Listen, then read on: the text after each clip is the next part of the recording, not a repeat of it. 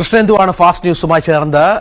സത്യപ്രതിജ്ഞാ തീയതിയും വേദിയും തീരുമാനിച്ചെങ്കിലും മുഖ്യമന്ത്രിയെ പ്രഖ്യാപിക്കാതാണ് മഹായൂതി സഖ്യത്തിന്റെ പോക്ക്. മഹാരാഷ്ട്രയിൽ ഏക്നാഥ് ഷിൻഡെ മുഖ്യമന്ത്രി ആകില്ലെന്ന് ഉറപ്പായ ശിവസേന വിലപേശൽ തുടരുകയാണ്. ആഭ്യന്തര വകുപ്പാണ് സേനയുടെ ഏറ്റവും പുതിയ ഡിമാൻഡ്.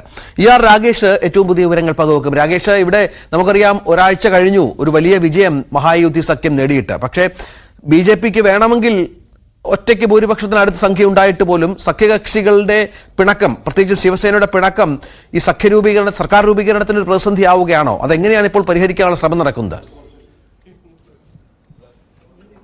രാകേഷ്, രഞ്ജിത്ത്, വേദി തീരുമാനിച്ചു, സമയം നിശ്ചയിച്ചു. അതായത് 5-ാം തീയതി വ്യാഴാഴ്ച വൈകിട്ട് 5 മണി മുംബൈയിലെ ആസാദ് മൈതാൻ. BJP ഇങ്ങനെയാണ് പ്രതികരിച്ചത്. ഇന്നലെ ചന്ദ്രശേഖർ ഭവൻകുലെ BJPയുടെ സംസ്ഥാന അധ്യക്ഷനാണ്, അദ്ദേഹമാണ് ഇക്കാര്യം സ്ഥിരീകരിച്ചത്. പക്ഷേ മുഖ്യമന്ത്രി ആരെന്ന് മാത്രം BJP പ്രഖ്യാപിച്ചിട്ടില്ല. അതിന് കാരണം അതൊരു അന്തിമ തീരുമാനത്തിലേക്ക് എത്തിയിട്ടില്ല എന്നുള്ളത് തന്നെയാണ്.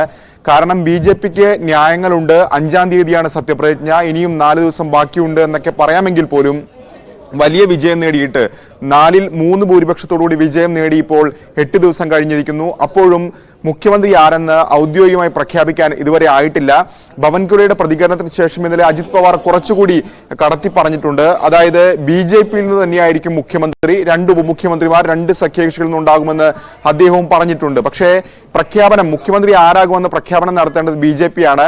അത് ഇതുവരെ ഉണ്ടായിട്ടില്ലെന്നാണ് പ്രധാനപ്പെട്ട കാര്യം. ദേവേന്ദ്ര ഫഡ്നവിസിന് തന്നെയാണ് സാധ്യത. ആ തീരുമാനത്തിലേക്ക്, ഒറ്റപ്പേരിലേക്ക് തന്നെ കാര്യങ്ങൾ എത്തി നിൽക്കുന്നു. പക്ഷേ ഷിൻഡെ ഇടഞ്ഞു നിൽക്കുന്നത്, അവർ വിലപേശുന്നത് തന്നെയാണ് BJPയെ ഈ പ്രഖ്യാപനം വൈകിപ്പിക്കാനുള്ള പ്രധാനപ്പെട്ട കാരണം ഇന്ന് നിയമസഭാ കക്ഷിയോഗങ്ങളെ ആദ്യം നിശ്ചയിച്ചെങ്കിലും അക്കാര്യത്തിൽ ഒരു സ്ഥിരീകരണം ഇപ്പോഴും ഉണ്ടായിട്ടില്ല. ഏതായാലും ആഭ്യന്തര വകുപ്പ് എന്ന നിലപാടിൽ ഉറച്ചു നിൽക്കുകയാണ് ഷിൻഡെ സേന. അതിന് കാരണം അവർ നിരത്തുന്ന വാദം, ഒന്ന്, ഈ തെരഞ്ഞെടുപ്പിലേക്ക് പോയത് ഏക്നാഥ് ഷിൻഡെയുടെ കീഴിലാണ്, അദ്ദേഹം നടപ്പാക്കിയ ജനപ്രിയ പദ്ധതികളാണ് വോട്ടായി മാറിയത്. രണ്ടാമതായി അതിന് നിരത്തുന്ന ന്യായം, സാധാരണഗതിയിൽ മുഖ്യമന്ത്രി ആഭ്യന്തര വകുപ്പ് കൈകാര്യം ചെയ്യാറില്ല. കഴിഞ്ഞ സർക്കാരിന്റെ കാലത്ത് ഉപമുഖ്യമന്ത്രിയായിരുന്നു ദേവേന്ദ്ര ഫഡ്നവിസ്, അദ്ദേഹമാണ് ആഭ്യന്തര വകുപ്പ് കൈമാറിയിരുന്നത്. ആ അർത്ഥത്തിൽ ശിവസേനയ്ക്ക് ആഭ്യന്തര വകുപ്പ് അർഹതപ്പെട്ടതാണ് എന്ന വാദം അവർ നിരത്തുന്നു. ഏതായാലും ഷിൻഡെ ഇപ്പോഴും മുംബൈയിൽ മടങ്ങിയെത്തിയിട്ടില്ല. അദ്ദേഹം സത്താറയിൽ, അദ്ദേഹത്തിന്റെ ജന്മനാട്ടിലാണുള്ളത്. അതിനുശേഷം ആയിരിക്കും മറ്റ് ചർച്ചകളിലേക്ക് BJP കടക്കുക. ഏതായാലും ഷിൻഡെയെ പിണക്കാതെ ഒപ്പം നിർത്താനുള്ള ചർച്ചകൾ BJP ഒരു വശത്ത് തുടരുന്നുണ്ട്. രഞ്ജിത്ത്, അതാണ് മഹാരാഷ്ട്രയിലെ സാഹചര്യം.